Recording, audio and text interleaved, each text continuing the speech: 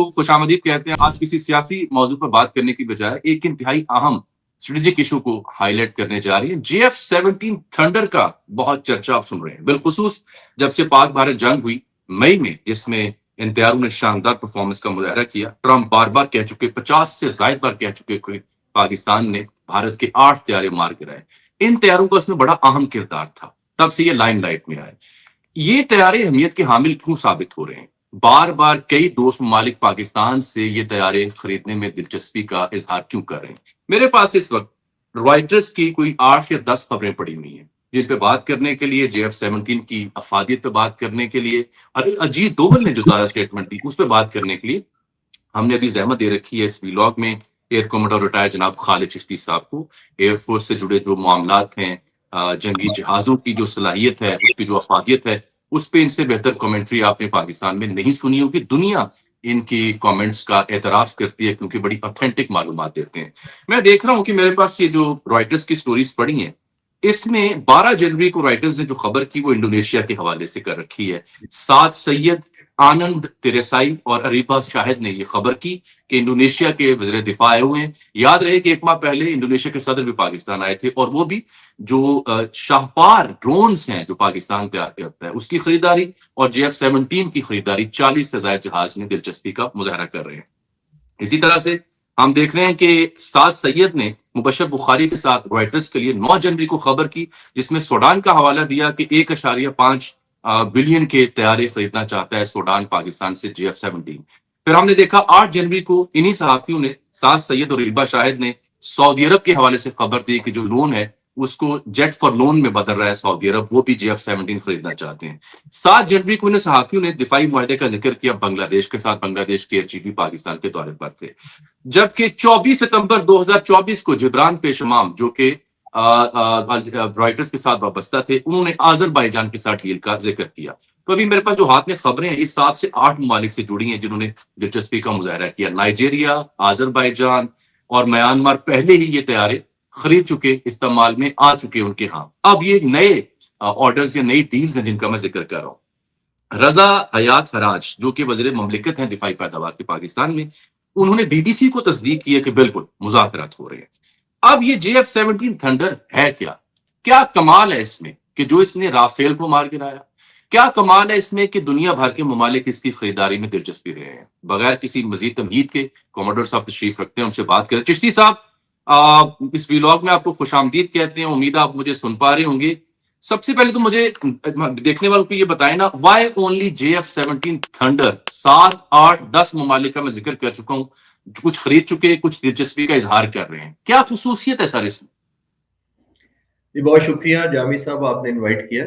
और मैं pre requisite बता देता हूं, जब कोई मुल्क एक फाइटर जहाज अपनी एयरफोर्स में इंडक्ट करना चाहता है, वो आमतौर पर 4 क्राइटेरियाज होते हैं, लेकिन पाकिस्तान अल्हम्दुलिल्लाह 5 क्राइटेरियाज पर पूरा उतरता है। वो पहले 4 बता देता हूँ, फिर 5 आप खुद एग्री कर जाएंगे। नंबर 1, कोई जब फाइटर जहाज खरीदना चाहता है अपनी एयरफोर्स के लिए, तो नंबर 1 उस जहाज की सलाहियत होती है। जो आपने इंट्रोडक्शन में कहा, सलाहियत का मतलब है कि ये 4.5 जनरेशन है, जिसका मतलब है ये beyond visual range missile carry करता है। इंजन परफॉर्मेंस जो इसकी, रशिया का जरूर इंजन है, चाइना के साथ हमारी कोलैबोरेशन है, 40-60 ऑलमोस्ट रेशो के साथ पाकिस्तान में बनता है। आहिस्ता आहिस्ता जो पाक फजाइया के जो सरबराह थे पिछले 3-4 सालों में, उन्होंने ट्रांसफर टेक्नोलॉजी में बहुत जोर दिया और हमारी डिपेंडेंसी आहिस्ता आहिस्ता चाइना पर कम हो रही है। नंबर 1 तो ये है, नंबर 1 जो जहाज की अपनी सलाहियत होती है, और वो बड़ी मैटर करती है कि इंजन क्या है, परफॉर्मेंस क्या है, टर्न रेट क्या है, इंजन की थ्रस्ट क्या है। नंबर 2 जो क्राइटेरिया होता है वो बड़ा इंपॉर्टेंट होता है, वो ये होता है कि इस जहाज को देने वाली, ऑब्वियसली जैसे मैंने कहा कि वो जो मुल्क है, अफोर्डेबिलिटी के सेंस में वो अफोर्ड कर सकता है खरीदने वाला मुल्क, यानी कितना महंगा जहाज है इंटरनेशनल मार्केट से। वो कंपेयर करते हैं कि अगर वहां पे 4 जहाज आ सकते हैं तो हो सकता है यहाँ 8 जहाज आ सके, जो कि है दुनिया में इस वक्त जो अलग है। वो बाद में मैं कमेंट करता हूँ कि कौन से इसके कंटेम्पररी अवेलेबल है, अभी मैं क्राइटेरिया की बात कर रहा हूँ। नंबर 2 होता है अफोर्डेबिलिटी उस मुल्क की। नंबर 3 होता है जो देने वाला मुल्क है वो पॉलिटिकल और बाकी ब्लैकमेलिंग के जुमरे में तो नहीं कहीं आता कि कल को कोई मुल्क प्रेशर करे तो स्पेयर पार्ट्स और मेंटेनेंस और उनकी सप्लाई रोक दे तो वो बंद करते। तो क्रेडिबल सोर्स बड़ा जरूरी होता है। नंबर 3।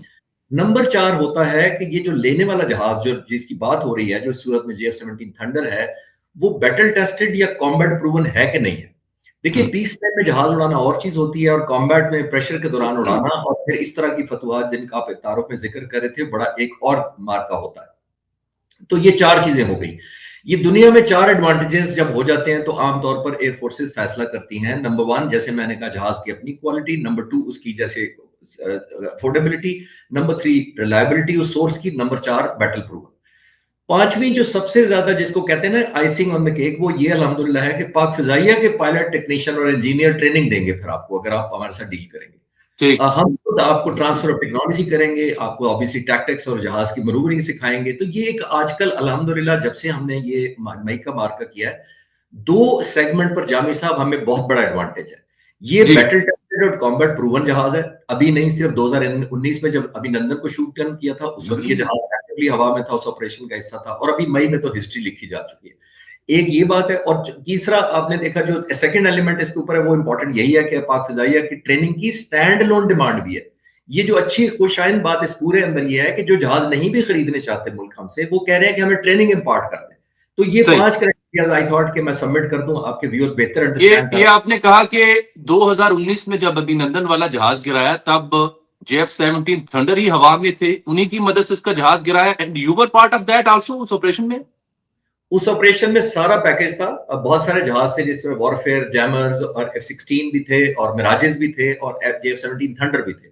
तो ये कंप्लीट ऑर्केस्ट्रेट किया गया था, जिसके अंदर उसको ट्रैप किया गया था और शूट डाउन अभिनंदन के जहाज को किया गया था। JF-17 थंडर का बहुत क्रिटिकल रोल था उसके अंदर। चिश्ती साहब, आज ये जिक्र चूंकि शुरू ही हुआ है, तो कैसे अभिनंदन को ट्रैप किया गया? क्या वो अवेयर नहीं था? किस तरह से उसके जहाज को मारा गया? वो क्या स्कीम थी जो आम लोग अगर समझ सकें आम लफ्जों में?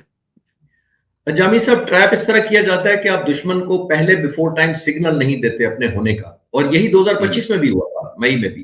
यानी आप विजिबिलिटी नहीं शो करते, अपनी इलेक्ट्रॉनिक वॉरफेयर और जैमिंग और काउंटर जैमिंग और इस तरह की कोई टेक्निक जाहिर नहीं करते, यानी आप उसको एक साइलेंट ट्रैप में आने देते हैं, जिसका मतलब ये है कि दुश्मन समझता है कि ये फ्री स्काई है, ये ओपन स्काई है जहां मैं एंटर हो रहा हूँ, ये मेरा राज है, क्योंकि मेरे पास जहाज है, मेरे पास रेडार है, मेरे पास मिसाइल है, तो मैं एक ऐसी स्पेस के साथ एंटर हो रहा हूं जो मेरे लिए आजाद फजा है। तो वो आजाद फजा होती नहीं है, उसका एम्बुश करने का इंतजार किया जाता है। दैट मींस आप एक क्रिटिकल डिस्टेंस के बाद जब आ जाते हैं तो फिर आप पर एक डायमेंशन से नहीं, 2 से नहीं, 3-4 डायमेंशन से हमला किया जाता है। सैटेलाइट पिक्चर आपसे ली जाती है, वहीं पर साइबर कमांड आप पर हमला करती है, आपकी डिसेप्शन की जाती है, आपको रेडियो कॉल्स आपकी जैम कर दी जाती है। तो बहुत सारी टेक्निक्स होती हैं जिनसे आप कलेक्टिवली ऑर्केस्ट्रेट करते हैं इस तरह का एम्बुश को। वही 2019 में हुआ था और अल्हम्दुलिल्लाह 2025 में भी राफेल के खिलाफ हुई है। ये राफेल के खिलाफ 2025 में, हालांकि राफेल की मैं देख रहा था मार्केट वैल्यू 90 मिलियन से जायद है, और ये जो JF-17 है इसके बारे में कहा जाता है कि कॉस्ट इफेक्टिव है, यानी 25 से 30 मिलियन तक की रॉयटर्स और अल जजीरा या BBC इसकी कीमत बताते हैं। तो इतना बड़ा फर्क कैसे JF-17 थंडर ने राफेल जैसा तैयारा जिसमें भारत को बड़ा मान था, ये अभी मई की जंग में, how did they manage to hit it, और वो भी BVR से, यानी बियॉन्ड विजुअल रेंज से? मैंने सुना है कि कुछ लड़कों ने 160-180 मील की दूर से राफेल को हिट किया, यही जहाज उड़ाते हुए। जामी साहब, थोड़ा सा मैनेज का लफ्ज शायद ज्यादा हो, it was well orchestrated. Manage तो शायद ये समझते हैं, जब मैं टॉक्स करता हूं तो समझते हैं कि उस रात हमारी किस्मत अच्छी थी, बटन दबाया तो आकर उनको सातों के सातों मिसाइल लग गए और वो गिर गए। ऐसा नहीं था। 3 साल तक मैं अपनी डॉक्यूमेंट्रीज बनाता हूं अपने एक चैनल से, अपने नाम से, तो मैं इन पायलट्स का इंटरव्यू जंग से पहले कुछ महीने पहले करके आया था। सिर्फ 1 महीने पहले वो मैंने वीडियो अपलोड की थी J-10C पायलट्स के साथ, 1 महीना सिर्फ, शायद अप्रैल में। और मैंने उसमें जब इन पायलट से पूछा था तो मुझे हैरानगी हुई और ये तवक्को नहीं थी। उन्होंने कहा हम 3 साल में सिर्फ एंटी राफेल टैक्टिक्स तैयार कर रहे हैं और एयर कॉम्बैट मिशन कर रहे हैं सिर्फ। जिसका मतलब ये है कि air chief marshal Zaheer Ahmed Babar Sidhu का फोकस ही यही था कि यूके ये प्राइड ऑफ इंडियन एयरफोर्स है राफेल, तो सबसे नंबर 1 अगर हमने हिट करना है तो इसको करना है। तो ऐसे तो नहीं हो गया कि 7 जहाजों में से 4 मोस्ट मॉडर्न हाईटेक जहाज राफेल मारे गए और बाकी MiG-29 और 2000 SU-30 की बारी बात है। ऐसा नहीं था। इन पायलट्स ने वेल ऑर्केस्ट्रेटेड पीस टाइम के अंदर इनकी जो कमजोरियां थी, वो जाहिर मैं इस वक्त शेयर नहीं कर सकता कॉन्फिडेंशियलिटी की वजह से, वो एक्सप्लॉइट की थी, जिसकी वजह से ये सारा कुछ हुआ था। और इन पायलट्स पर एयरफोर्स चीफ का यही कॉन्फिडेंस था, जिसकी वजह से उन्होंने इनको ये भी कह दिया था कि अगर आपकी अपॉर्चुनिटी आएगी तो आपने मेरे से परमिशन लिए बगैर शूट करना है, जो कि हम ट्रेडिशनली परमिशन डिपेंडेंट होते हैं। زمین پر ہم ضرور پوچھتے ہیں کہ میں نے لاک کر لیا ہے, مجھے کلیئرنس چاہیے شوٹ ڈاؤن کرنے کی. تو یہ میوچول ٹرسٹ تھا ایئر فورس چیف کا ان پائلٹس پر, اور ان ایئر فورس کے ان پائلٹس کو جو جیٹ اینڈ سی کے, ان کو پتا تھا ہم نے کس طرح اعتماد پر پورا اترنا ہے. تو یہ الحمدللہ آرکیسٹریٹ کیا گیا تھا, ایمبوش کیا گیا تھا 2019 میں بھی اور 2025 میں بھی. چشتی صاحب, یہ تاثر بھی کیا درست ہے؟ یہ میں نے خود خبر بھی سنی, کچھ ذمہ داروں سے بات بھی کی کہ یہ 8 طیارے تو مارے, لیکن اس سے زیادہ ٹارگیٹس ایئر میں لاک کیے جا چکے تھے. یعنی پاکستان اگر اس وقت چاہتا مئی کی جنگ میں تو یہ تعداد ان کی 16 بھی ہو سکتی تھی. جامی صاحب, یہ بڑے فخر کی بات ہے, اور الحمدللہ میں شکر ادا کرتا ہوں کہ ہماری پاک فضائیہ اتنی اسٹرانگ ہے. دیکھیے, یہ بڑا ہی امپورٹنٹ بات ہے. ایک دشمن ملک جو بڑا ہوتا ہے آپ سے 3 گنا بڑا, وہ اپنی ٹرم پر آپ کو لڑا سکتا ہے کیونکہ وہ نومیریکلی بڑا ہے, اس کے پاس سپیریورٹی ہے, اس کے پاس ٹیکٹکس ہیں, وہ اوور پاور کر سکتا ہے, ایئر سپیریورٹی اور ایئر ڈومیننس جیسی سچویشن کریٹ کر لیتا ہے ہوا میں. لیکن یہاں ایک ایبسولوٹ ڈفرنٹ میتھڈولوجی تھی جو انشاءاللہ آنے والے وقتوں میں کئی سالوں تک پڑھائی جائے گی. وہ کیوں؟ انڈین ایئر فورس سے 1/3 ایئر فورس چھوٹی ہے, اور لیڈر آف ایسکلیشن یہ کنٹرول کر لی ہے.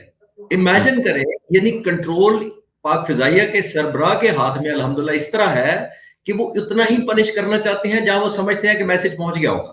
ہمارا مقصد شوٹنگ سپری لانچ کرنا نہیں تھا کہ جو آئے گا ہم مار دیں گے. ہم نے ایک میسج دینا تھا کہ آپ کو ایک پروہیبٹیو پرائز دینی پڑے گی اگر ہمارے ملک کی سوورنٹی کو آپ چیلنج کریں گے.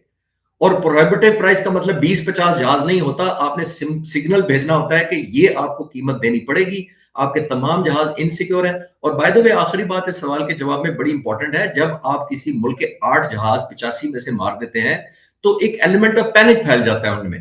وہ ادھر ادھر ہونا چاہتے ہیں, وہ اسکیپ مینوور کرنا چاہتے ہیں, وہ ایگزٹ اسٹریٹجی پلان کرتے ہیں, وہ اپنے بام اور بلکہ پھینک کر جلدی سے اپنے جہاز کو ہلکا کر کے بھاگنا چاہتے ہیں. اس صورت میں تو اور زیادہ آسان ہو جاتا ہے کیونکہ ایک ڈیفیٹڈ مائنڈ سیٹ میں چلے جاتے ہیں یہ جہاز, یعنی کہ اسکیپ مینوور میں چلے جاتے ہیں, وہ بھاگنا چاہتے ہیں. جب کوئی فائٹر پائلٹ ایک اسکیپ مینوور پلان کر لے تو اس کو ٹارگٹ کرنا بہت آسان ہوتا ہے. جی صاحب, یہ بات کس حد تک درست ہے کہ اس واقعے کے بعد انڈیا نے پاکستان کی سرحد کے قریب جہاں جہاں ان کی بیسز تھی وہاں پہ رافیل نہ صرف ڈاؤن کیے بلکہ دور لے گئے پاکستان کی سرحد سے؟ صرف رافیل نہیں جامی صاحب, جو تیجاس جہاز انہوں نے بنانا شروع کیے تھے 1985 میں, اور پچھلے 40 سالوں میں ان پر صرف 40 جہاز تھے. ہمارے پاس تقریباً 250 جہاز ہوا میں اڑ رہے تھے جو ہم نے 1995 میں ہندوستان میں 10 سال بعد شروع کیے تھے. 200 کے قریب جہاز ہمارے ہوا میں اڑ رہے تھے. JF-17 تھنڈر کی بات کر رہا ہوں. تیجاس جو انہوں نے 40 جہاز بنائے تھے 40 سال میں, وہ ایک سولر بیس ہے ان کا سری لنکا کے بارڈر کے پاس, ایئر بیس انڈیا, وہاں ڈپلوائے کر دیے تھے کہ کہیں پاکستان کے جہازوں کے نزدیک بھی یہ نہ جائے. پہلی بات یہ میں تیجاس کی بات کر رہا ہوں. یہ کنفرم ہے کہ ہندوستان کے تو CDS نے خود کہہ دیا تھا کہ ہم نے ایئر فورس 2 دن پر گراؤنڈ کر دی, پھر ہم نے اپنے ٹیکٹکس امپروو کیے اور پھر ہم نے کم بیک کیا. میں آپ کو یہ بھی کنفرم کر سکتا ہوں کہ 10 تاریخ تک نہیں, ان کی 18 تاریخ تک ان کی کسی کی ہمت نہیں ہوئی تھی پاکستان کے بارڈر کے قریب آنے کی. جی صاحب, یہ رافیل تو بڑا جدید طیارہ ہے, اس کے اوپر بڑا مان تھا. JF-17 4.5 جنریشن کا طیارہ ہے, ان میں تو بہت زیادہ فرق نہیں ہے ٹیکنالوجی کا. دیکھیے, جو ابھی ہمارا جو لیٹسٹ ہے وہ رافیل کیٹیگری میں ہی آتا ہے, جو JF-17 تھنڈر بلاک 3 ہے. بلاک 1 اور 2 ہمارا 2003 میں ایکسپیریمنٹل اڑا تھا, 2009 میں ہمارا بلاک 1 اور 2 پھر اڑنا شروع ہوا, پھر 3 2020 میں آیا, یعنی کہ بہت صرف 5 سال پہلے. 3 میں بہت ایڈوانٹیج ہمیں یہ ہے کہ اس کا آئسا ریڈار ہے, یہ وہی ریڈار ہے آسانی سے سمجھنے کے لیے جو JF-10C میں لگا ہوا ہے, وہی ریڈار ہے. اور اسی پر PL-15 بھی لگا دیا گیا ہے, جو کہ آلموسٹ جو آپ رینجز بات کر رہے تھے, وہ ہم نے جو فاردسٹ فائٹر جہاز ہندوستان کا مارا ہے وہ 198 کلومیٹر دور مارا ہے, اور 160 سے سارے اوپر شوٹنگ کی ہے, جو کہ فینومنل ایک وہ تھا. اب الحمدللہ جو بلاک 3 ہے اس کی بھی رینج یہی ہو چکی ہے. یہ 4.5 جنریشن میں یورو فائٹر, ٹائفون, رافیل اور ان جہازوں کی کیٹیگری میں آ چکا ہے, کیونکہ یہ ایک جہاز ایسا جہاز ہے ہمارا الحمدللہ جو ظاہر ہے نہ صرف منووربلٹی میں, سب سے امپورٹنٹ یہ ہے کہ کاسٹ افیکٹونیس. جس نے آپ کو بتایا کہ اگر کوئی ہمارے 3 جہاز خریدے گا تو یورو فائٹر یا کوئی ٹائفون یا یہ جو تیجاس کے مقابلے میں یا کوئی رافیل ہے, یہ ایک جہاز خریدے گا. تو سب سے زیادہ بات امپورٹنٹ ہوتی ہے کہ آپ کا نمبر بھی بڑا میٹر کرتا ہے. اور ایک اور جو بڑی بات ہے, یہ ویری ایزی ٹو آپریٹ ہے, یعنی کہ ایزی ٹو اپگریڈ ہے. اور سب سے بڑی بات ہے ہمارے ہاتھ میں ہے کہ ہم نے اپگریڈیشن, اگر آج کل ہم بلاک 4 پہ کام کر رہے ہیں تو کل کو یہ جہازوں کو اگر اپگریڈ کرنے کا کہا جائے گا تو سب کچھ پاکستان کے ہاتھ میں ہوگا. تو اس لیے دنیا ہر جہاز کے اوپر economically, viability credibility of the source and upgradation option and easy to operate, इन वजह से इस जहाज के पीछे आ रही है। ठीक, मैं ये देखने वालों को ये बताऊं कि इससे पहले म्यांमार ब्लॉक 2 2015 में 16 तैयारे ले चुका। नाइजीरिया सेकंड बायर है जिसने 3 तैयारे 2021 में रूनुमाई के लिए उन्होंने अपने मुल्क को दिखाए। अजरबैजान ने भी 16 तैयारे खरीदे 2024 में 1.5 बिलियन के, 5 की रूनुमाई उन्होंने अपने विक्ट्री डे परेड में दिखाई। इराक, श्रीलंका, सूडान और दीगर ममालिक अपना दिलचस्पी का इजहार कर चुके हैं। मैं समझना चाह रहा हूँ सर कि दुनिया में इस वक्त जो जदीद तरीन तैयारे हैं वो अमेरिका के पास F-22 और F-35 है, और चाइना के पास J-20 और J-35 है, रूस के पास Su-57 है। इंडिया भी स्टेल्थ में और आगे जाने में तैयारी कर रहा है, मजीद खरीदारी कर रहा है। पाकिस्तान के पास क्या ऐसी ऑप्शन है कि वो चाइना से J-35 की खबरें मैंने कुछ सुनी थी, कुछ इसमें इम्कानात पैदा हो रहे हैं कि पाकिस्तान के पास ये टेक्नोलॉजी आएगी?